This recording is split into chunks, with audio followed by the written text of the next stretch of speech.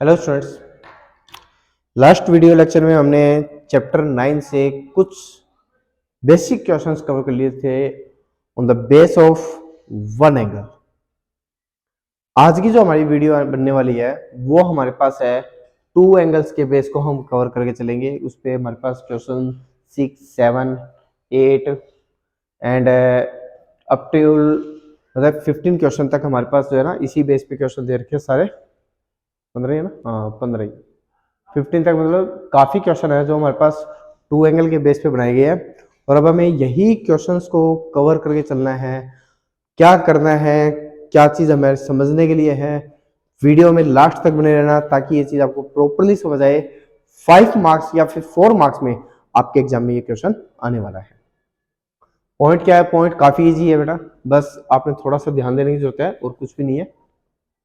चलो, वैसे 6 से शुरू होता है, 6 को हम बाद में कवर करेंगे। पहले हम क्वेश्चन नंबर 7 को कवर करना बेटर समझेंगे। तो 7वां क्वेश्चन कहता है क्या बेटा, वो ध्यान दो। कहता है फ्रॉम, पहले लैंग्वेज को समझना है और लैंग्वेज से अगर आपको डायग्राम आ गया ना एक बार तो समझो क्वेश्चन आधे से ज्यादा आपका सोल्व हो गया। कहता है from A point on the ground. Ground पे आपके पास एक पॉइंट है, आपके पास एक ग्राउंड है, ठीक है। सपोज करो हम यहाँ पर एक डायग्राम बनाने की कोशिश करते हैं। ये एक ग्राउंड ले लेते हैं, हम इसको ग्राउंड लेवल मान लेते हैं। ये हमारा ग्राउंड लेवल हो गया।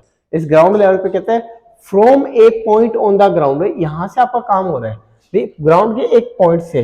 हमने पॉइंट का नाम दे दिया ए, ओके। कहते हैं द एंगल ऑफ एलिवेशन, हमारा एंगल टॉप पे बन रहा है, मतलब नीचे से हम ऊपर की तरफ देख रहे हैं। कहते हैं किस किस का भैया, एक तो बॉटम का और एक टॉप का। अच्छा, बॉटम पे तो एलिवेशन कभी बन ही नहीं सकता, लेकिन कुछ तो बात होगी जो ये कहना चाहता है हमसे। तो पूरी बात पढ़ते हैं। Of A transmission tower fix at the top of the, अच्छा ये कहता है एक बिल्डिंग है आपकी 20 मीटर ऊंची। चलो यहां से हम एक 20 मीटर ऊंची एक बिल्डिंग मान लेते हैं। ये 20 मीटर ऊंची हमारे पास एक बिल्डिंग होगी, ठीक है। इसके टॉप पर देखो, कई बार देखते हैं ना हम घरों में, भाई एक घर है उसकी छत पे एक टावर सा लगा हुआ है, हमने देखा भी है। घर पे है, किसी शॉप पे है या कहीं और बिल्डिंग पे है, वहां एक टावर सा लगा होता है। तो वही बात है कि एक 20 मीटर ऊंची एक बिल्डिंग है, उसके टॉप पर आपने क्या कर दिया, एक टावर खड़ा कर दिया। ये आपने एक टावर लगा दिया, ठीक है, राइट। अच्छा, बिल्डिंग की हाइट है 20 मीटर, टावर की हमें फिलहाल मालूम नहीं है, टावर की हम एच बोल देते हैं। ये कहता है जो एंगल बनता है वो 45 डिग्री और 60 डिग्री एंगल बनता है। दो एंगल बनते हैं हमारे 45 और 60। देखो 45 किसका होगा, फिर बॉटम का होगा, 60 किसका होगा, टॉप का होगा। चलो यहां से हम दो एंगल बना देते हैं, 45 और ये 60 के लिए। ये एंगल तो हमारा हो गया 45 डिग्री और ये एंगल अपना हो गया पूरा 60 डिग्री। तो ये दो एंगल हमारे पास बन रहे हैं। कहता फाइंड क्या करना है, हमें हाइट ऑफ द टावर निकालनी है। हमें क्या निकालनी है, हाइट ऑफ टावर। टावर की हाइट हमने एच बोल दी है। अच्छा, हम एक काम करते हैं, बिल्डिंग को भी कुछ नाम दे देते हैं।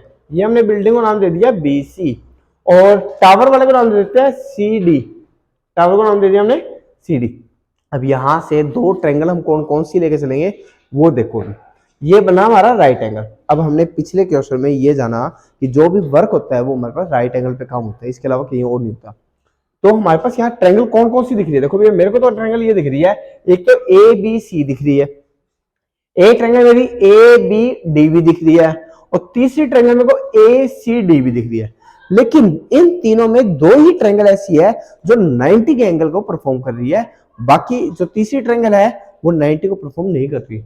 जो ACD है उसमें 90 एंगल नहीं बन रहा। तो हमारे दो ही ट्रायंगल बनती है, वो कौन कौन सी बनती है, ABC और ABD। तो यहां पर हम क्या कर रहे हैं, एक बार छोटी मोटी चीजें वो आपको बता दूंगा मैं। ट्रायंगल लेंगे ABC और एक ट्रायंगल लेंगे हम ABD। इन दो ट्रायंगल्स पे हम बेसिकली वर्क करने वाले हैं। क्लियर? अब बात हमारे पास क्या आती है, देखो हमारे पास दो ट्रायंगल्स पे हम वर्क करने वाले हैं क्योंकि हमारे पास दो एंगल दे रखे हैं। और वैसे भी आप देख सकते हो 45 का जो एंगल बन रहा है वो इस ट्रायंगल के लिए बन रहा है और 60 का एंगल वो पूरे वाले ट्रायंगल के बन रहा है। तो हम एंगल के बेस पे भी ट्रायंगल को सिलेक्ट कर सकते हैं। अच्छा, हमें एक साइड ये दे रखी है 20, ये हमने एच मान ली, इसके बेस को कंसीडर कर लो x। हमें बेस का मालूम नहीं है, देखो मानते हैं कि हमें फाइंड नहीं करना बेस, लेकिन हम बेस को कंसीडर करके चलेंगे कि बेस के आधार पे, इसी आधार पे हम हमारे पास क्वेश्चन को सोल्व करेंगे। क्या करने वाले हम, देखो दोनों ट्रायंगल हम ली ACB। अब ACB ट्रायंगल है या ABC ट्रायंगल है, उसमें हमारे पास क्या दिख रहा है, एक परपेंडिकुलर है एक बेस है और एंगल मेरा 45 डिग्री है।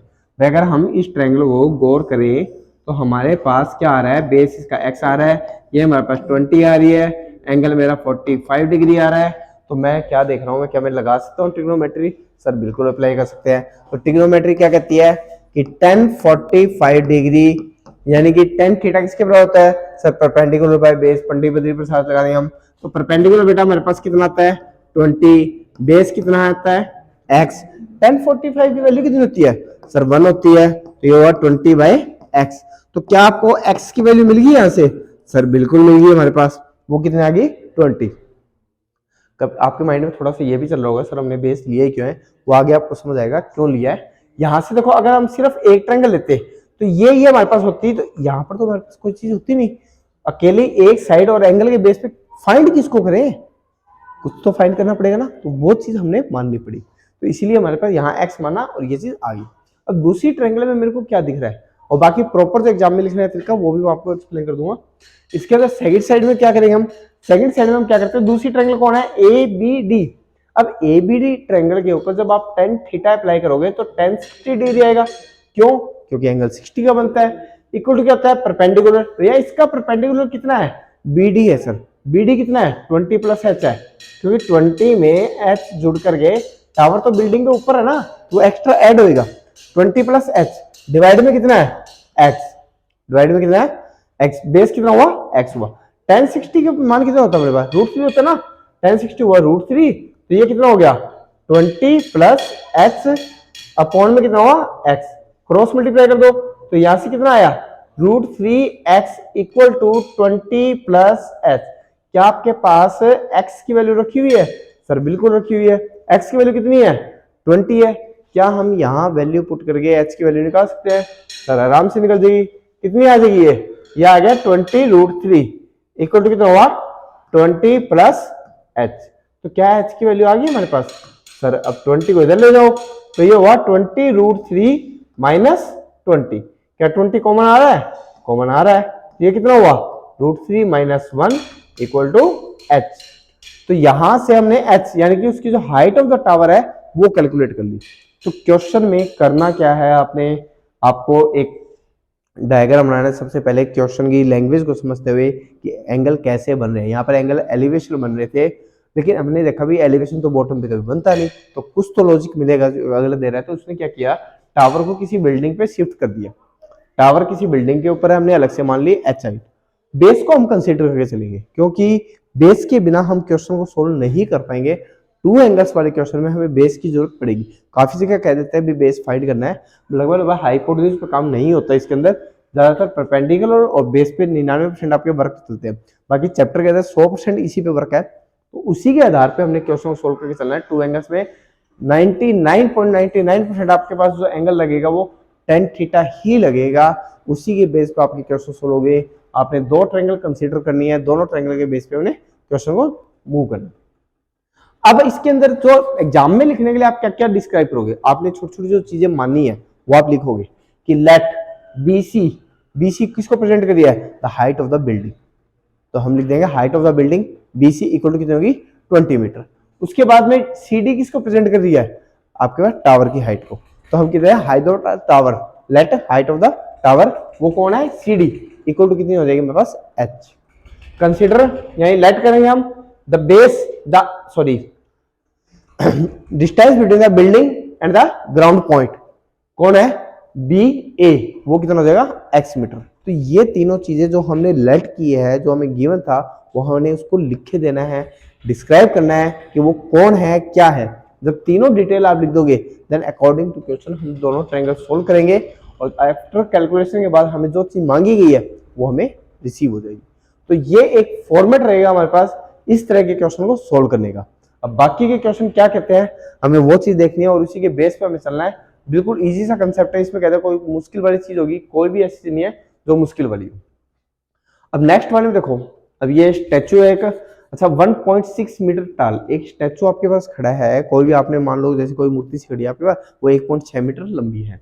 क्या stand on the top of the pedestal, भाई कोई एक, जैसे हम मूर्ति के नीचे एक पिलर सा बना देते हैं, एक बेस सा बनाते हैं, उसके ऊपर आपने क्या किया, एक मूर्ति को, स्टैचू को खड़ा कर दिया। वो कितना है? 1.6 मीटर। तो आपके पास डायग्राम मतलब आपके सामने जो इमेज बनी वो कैसी कैसी इमेज बनी, भाई मेरे सामने तो ऐसी इमेज बनी, नीचे एक पेडेस्टल बना दिया हमने, इस पेडेस्टल के ऊपर हमने एक मूर्ति सी खड़ी कर दी और मूर्ति की हाइट कितनी है 1.6 मीटर, राइट। ये हमारे पास मान लो मूर्ति है कोई, ठीक है, इतनी बात होगी, हमारे पास कोई भी स्टैचू बना हुआ है। उसके बाद ये कहता है from A point on the ground, कहता है ग्राउंड, ग्राउंड कहां पर होगा, पेडेस्टल की जो बेस है वो ग्राउंड के बेस होगा।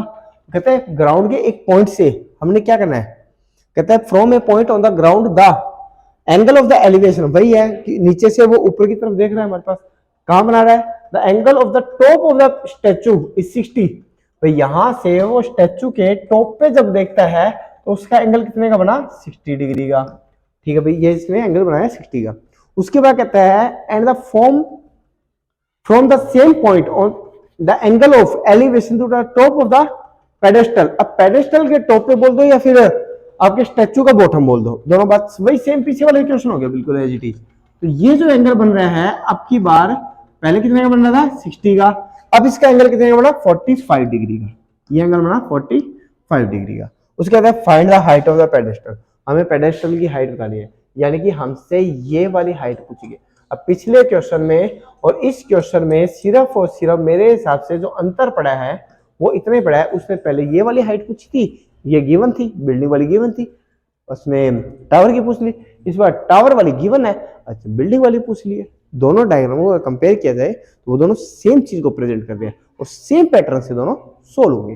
ये कहते हैं इसमें कुछ नया रहो, कुछ भी अलग नहीं है, वही चीज हम लेट करेंगे। सपोज करो पॉइंट को हम नाम दे रहे हैं ए को, ठीक है, पेडेस्टल को हम नाम दे रहे हैं बीसी को, स्टैचू को हम नाम दे रहे हैं सी डी को, ठीक है। तो हम वो राइट कर देंगे तीनों चीजें कि ए बी वो कौन है, the distance of the pedestal, distance between the pedestal and the point on the ground, एक ग्राउंड के पॉइंट और पेडेस्टल के बेस से हमारे पास जो दूरी है वो किसको प्रेजेंट कर रही है, बी ए को।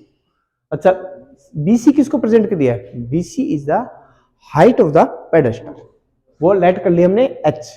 और उसके बाद सीडी किसको प्रेजेंट कर रही है, CD is the height of the statue, वो कितनी है 1.6 मीटर। तीनों चीजें हम राइट कर सकते हैं। राइट करने के बाद हमने अकॉर्डिंग टू क्वेश्चन लिख के क्वेश्चन सोल्व करना है। यहाँ दो ट्रायंगल कौन कौन से काम करेगी, वही सेम केस है, A B C, A B D, क्योंकि हमारा सारा वर्क किसके बेस पे होता है, हमारा जो सारा वर्क है वो राइट एंगल के बेस पे होता है, और राइट एंगल से जो एंगल बन रही है हमारे, वैसे एंगल से कैलकुलेट कर लो चाहे राइट एंगल से, दोनों ट्रायंगल लेनी है, सेम पैटर्न सोल्व करना है। दिस इज फॉर यू, ये आपको खुद सोल्व करना है, बिल्कुल सिंपल क्वेश्चन है, वही चीज आपने सेम टू सेम कैलकुलेट करके you can solve this question, सिर्फ आपको डायग्राम का बारे में पता होना चाहिए। नेक्स्ट क्वेश्चन क्या प्रेजेंट करता है, कहता है द एंगल ऑफ एलिवेशन, हमारे पास एलिवेशन मतलब हमारे वही सेम एंगल बन रहा है, नीचे से ऊपर की तरफ देख रहा है वो, कहता है the top of the building from the foot of the tower, कहता है top of the building, question को समझो और कुछ भी नहीं है, सिर्फ डायग्राम हमें समझने की मेनली जरूरत है। कहते हैं the angle of the elevation to the top of the building from the foot of the tower, एक बिल्डिंग है और एक हमारे पास टावर है, ये कौन है बिल्डिंग और ये कौन है टावर, ठीक है। बिल्डिंग है, टावर के फुट से बिल्डिंग के टॉप पर जो हमारे पास एंगल बन रहा है वो है 30 डिग्री, तो भैया एक बेस तो होगा ना हमारा, एक बेस हमने मान लिया। अच्छा उसके बाद है and the angle of the elevation of the top of the tower from the foot of the building is 60 degree. अब आप ये सोच तो रहे होंगे थोड़ा सा माइंड में, अगर क्वेश्चन बना हो कि भाई सर आपने पहले ही बिल्डिंग को छोटा लिया, टावर को थोड़ा बड़ा लिया, ऐसा क्यों लिया, तो भैया पॉइंट वही फिक्स है ना, जहां पर एंगल बढ़ा तो वो चीज उतनी ऊंची हो जाएगी ना, 30 डिग्री का एंगल बनेगा तो मतलब सामने वाली चीज नीची है। तो मैंने ये पहले थोड़ा सा मेरे को ध्यान में था, खैर आपको क्वेश्चन पढ़ के समझ आ जाएगा, मेरे को ध्यान में था कि यहाँ पर बिल्डिंग छोटी होनी है, टावर ऊंचा होना है, जनरली होता भी हमारे सामने यही है। तो हमने क्या देखा कि जो बिल्डिंग के ऊपर जो एंगल बन रहा है वो कितने का बन रहा है 30 का, और जो टावर पे जो एंगल बन रहा है वो कितने का बन रहा है 60 का, तो दोनों में डिफरेंस है ना, तो वो 60 वाला जो बड़ा होगा, तो इसलिए टावर ऊंचा होगा और बिल्डिंग नीचे हुई, तो हम मानेंगे। लेट क्या करेंगे, ए बी किसको प्रेजेंट कर रही है, the height of the building, यहाँ पर सी डी किसको प्रेजेंट कर दिया है, the height of the tower. अब कुछ और बात भी देगा ये, क्योंकि अब तक कोई वैल्यू तो आई नहीं हमारे पास। कहता है if the tower is 50 metre high, tower की ऊंचाई हमें दे रखी है, ये हमें गिवन है, बिल्डिंग ही हम मान लेते हैं, बिल्डिंग हमें दे नहीं रखी, और दोनों का गैप मान लेते हैं x। अब यहां पर दो ट्रायंगल कौन कौन से बन रही है, हम एंगल से पहचान सकते हैं। एंगल हमारे पास क्या है 30 डिग्री। 30 डिग्री एंगल कौन सी ट्रायंगल को प्रेजेंट कर रहा है, चलो इसको हाईलाइट कर लेते हैं हम। 30 डिग्री का एंगल जो ट्रायंगल बना रहा है वो ये वाली ट्रायंगल बना रहा है हमारे पास, ठीक है।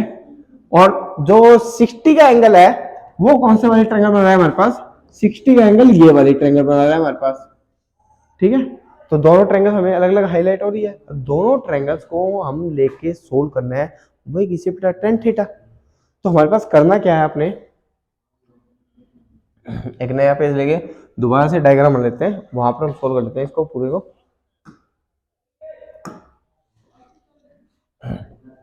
ये हमारे पास डायग्राम था कुछ ऐसे,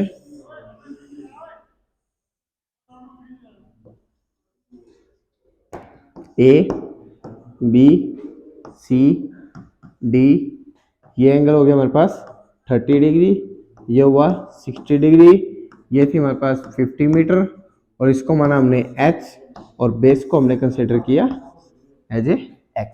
अब दो ट्रायंगल जो आपके पास आ रही है वो कौन कौन सी आ रही है, एक ट्रायंगल तो मेरे को जो दिख रही है यहाँ पर वो बन गई हमारे पास बी ए सी।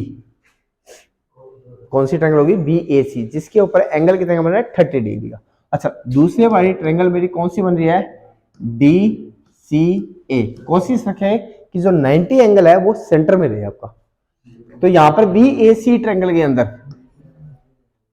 आगे लिख देते हैं। हमारे पास क्या करेंगे, हम वर्किंग शुरू करेंगे। हमारे पास वही tan थीटा लगेगा, tan थीटा, थीटा कितना है इस ट्रायंगल के लिए 30 डिग्री है। होता क्या है, परपेंडिकुलर बाय बेस। अब परपेंडिकुलर कौन है, ट्रायंगल कौन सी है, बी ए सी। बी ए सी, इस ट्रायंगल का एंगल था 30 डिग्री, इसका परपेंडिकुलर कौन है, बी ए, बेस कौन है, ए सी। तो हम यहाँ लिख देंगे बी ए अपॉन में ए सी। tan 30 की वैल्यू कितनी होती है हमारे पास 1/√3, और बी ए हमारे पास फिलहाल कितना है h, और बेस कितना है हमारे पास x। क्या यहां से आपको दिखाई दे रही है, एक इक्वेशन सी बन गई हमारे पास, सर बिल्कुल दिख रही है, ये होगी इक्वेशन नंबर 1। सेकंड को हम सोल्व करते हैं। यहां पर एंगल कितने का है हमारे पास फिलहाल 60 डिग्री, तो ये कितना होगा tan 60 डिग्री इक्वल टू क्या होगा हमारे पास, वही परपेंडिकुलर बाय बेस। इस ट्रायंगल के परपेंडिकुलर कौन है, डीसी, अपॉन में बेस कौन है, वही सेम एसी। हमें बेस की जरूरत हमेशा पड़ेगी चाहे वो मांगे चाहे वो ना मांगे। हमें tan 60 की वैल्यू कितनी होती है सर, √3 होती है। डीसी हमारे पास कितना है सर 50 है, और बेस कितना हमारे पास x है। क्या सोल्व करेंगे तो हमारे पास x की वैल्यू आ जाएगी, सर आ जाएगी। तो ये कितना हुआ 50 अपॉन में √3। क्या हम x की वैल्यू अगर यहाँ यूज करें तो हमारे पास h की वैल्यू आ सकती है, फॉर h हम ये देख पा रहे हैं कि √3h इक्वल कितना है x है, वो कितना है 50 अपॉन √3। सोल्व करोगे तो h की वैल्यू कितनी आ जाएगी 50 अपॉन में 3, √3 इंटू √3 कितना हुआ 3। तो ये एक सिंपल सा सॉल्यूशन था। यानी कि क्वेश्चंस में आपने सिर्फ समझने की जरूरत है कि हमने ट्रायंगल कौन सी लें, क्या कंसीडर करें। बहुत इजी क्वेश्चन है, 4 to 5 मार्क्स के अंदर हमारे पास इससे क्वेश्चन जुड़ा हुआ आता है, और हर कोई बच्चा इसको सोल्व कर सकता है बाई चांस कहीं भी कोई दिक्कत आए तो। अब क्वेश्चन नंबर 10 में हमारे पास क्या प्रेजेंट कर रही है, ये देखो भी सारे क्वेश्चन तो क्या पता आज नहीं होंगे, एक और वीडियो में देनी पड़ेगी। 10 नेक्स्ट क्वेश्चन है वो हमारे पास कहता है कि two poles of the equal height, भाई दो पोल आपको दे रखे हैं इक्वल हाइट, बराबर की ऊंचाई के हैं दो पोल हमारे पास। फिर आपने एक पोल इधर लगा दिया, एक पोल इधर लगा दिया। जैसे आप देखते हैं सड़क के दोनों किनारों पे दो पोल लगे होते हैं, वो दोनों इक्वल हाइट के हैं, ठीक है। Are standing in opposite each other on either side of the road, भाई रोड के एक दूसरे की तरफ जो है ना अपोजिट के अंदर वो दो पोल्स खड़े हैं हमारे पास बराबर की हाइट के, विच इज 80 मीटर वाइड। जो सड़क की चौड़ाई है वो कितनी है 80 मीटर है, क्लियर है। क्या from A point between them on the road, अब रोड के बिल्कुल सेंटर में पॉइंट माने या थोड़ा साइड में माने वो हम डिसाइड करेंगे अभी। कहते हैं द एंगल ऑफ एलिवेशन, जो हमारे पास ऊपर एंगल ये ऊपर की तरफ देख रहा है, of the top of the pole is 60 and 30। देखो एंगल अलग अलग बन रहे हैं ना, तो इसका मतलब वो बिल्कुल सेंटर में नहीं खड़ा है, वो या थोड़ा इधर खड़ा है या फिर थोड़ा इधर खड़ा है। ओके, कहता है find the height of the pole and the distance of the point from the pole. अब डायग्राम से क्या चीज हमें समझ आती है वो देखते हैं। कहता है एक टावर, सॉरी पोल इधर हो गया, दूसरा पोल इधर हो गया, बराबर की हाइट है दोनों की। हमारे पास ये सड़क की चौड़ाई होगी कितनी, 80 मीटर। अब दोनों टावर की हाइट बराबर है, टावर को कुछ तो नाम देंगे ना, तो ए बी और सी डी किसको प्रेजेंट कर रहे हैं, टावर को। दोनों की हाइट को हम क्या मान लेते हैं, एच, क्योंकि दोनों की हाइट क्या है, सेम है। हमें हाइट फाइंड करनी है। अच्छा, कहता है ग्राउंड के जो सड़क है, सड़क के किसी भी एक पॉइंट से, सेंटर में नहीं है, कहीं भी हो सकता है। मान लो हमने यहाँ एक पॉइंट ले लिया, यहाँ हमने एक पॉइंट ले लिया। कहता है टावर के टॉप पर दो एंगल बन रहे हैं आपके, थोड़ा पॉइंट्स हो गया अपना। टावर के टॉप पे क्या बन रहे हैं, दो एंगल बन रहे हैं। इस पॉइंट को हम नाम दे देते हैं ई, पॉइंट का नाम दिया ई। अब हमारे पास कहानी क्या शुरू होती है, दो एंगल बन रहे हैं। अब मैं कौन सा 60 लूं, कौन सा 30 लूं। देखो मैंने आपको बताया जो चीजें की हम जितना करीब होते हैं एंगल उतना बड़ा बनता है। तो ये बंदा कहाँ करीब है, ये इस टावर के पास में है, तो ये वाला एंगल हमारे पास क्या बन जाएगा, 60 वाला हो जाएगा। ये वाला हमारा एंगल 45 डिग्री वाला हो जाएगा। 45 था नहीं, 30 डिग्री। ये क्या हो गया,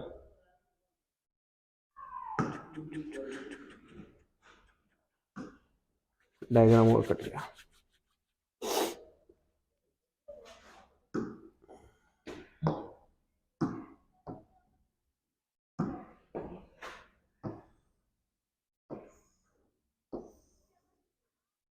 ये हमारे एच मानी, ये हमने एच मानी, इसका नाम दिया ए बी, इसका नाम दिया हमने सी डी। हमने बीच में कहीं एक पॉइंट लिया, इस पॉइंट से हमने एक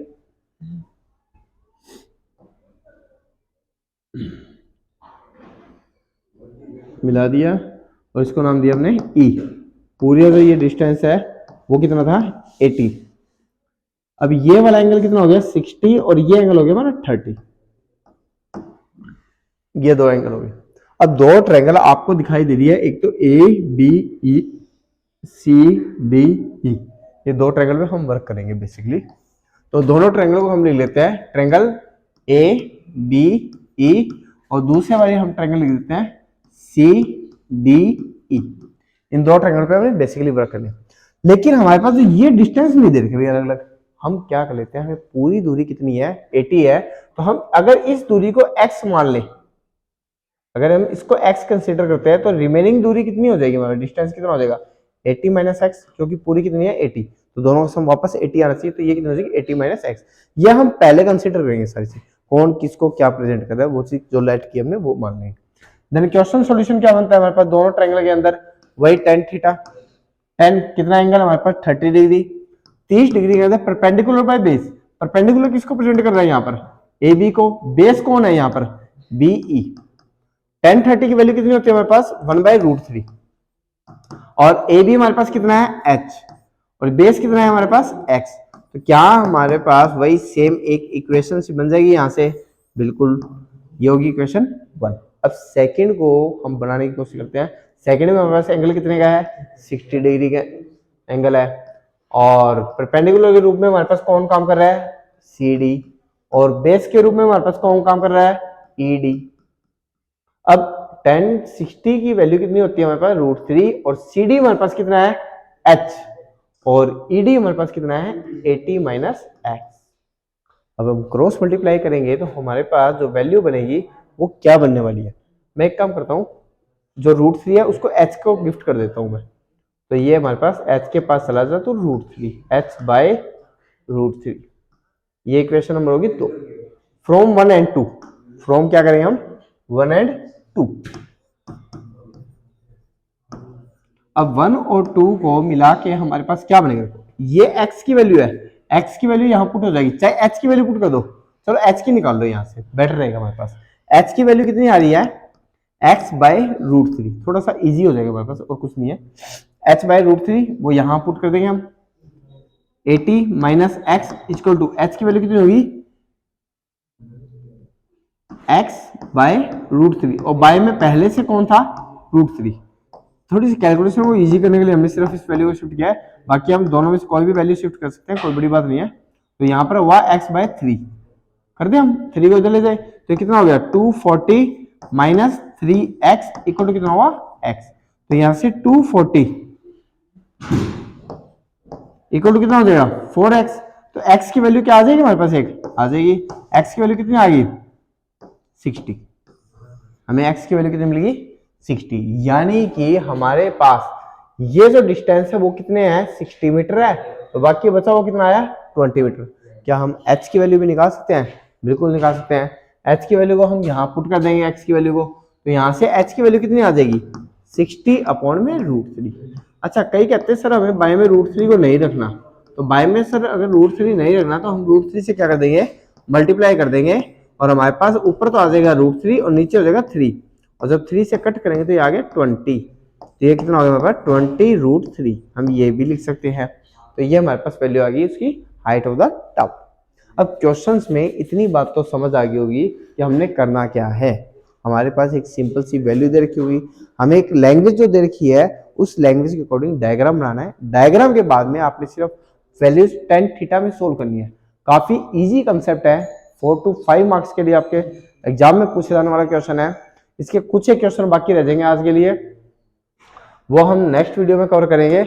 या आज हमने कर लिया है अप टू 10 तक, एक हमारा 6 रह गया और उसके बाद में 11 to 15, ये हम नेक्स्ट वीडियो में कवर करेंगे। आज के लिए सिर्फ इतना ही, मिलते हैं नेक्स्ट वीडियो में, तब तक के लिए enjoy your day with your family. Thank you, have a nice day.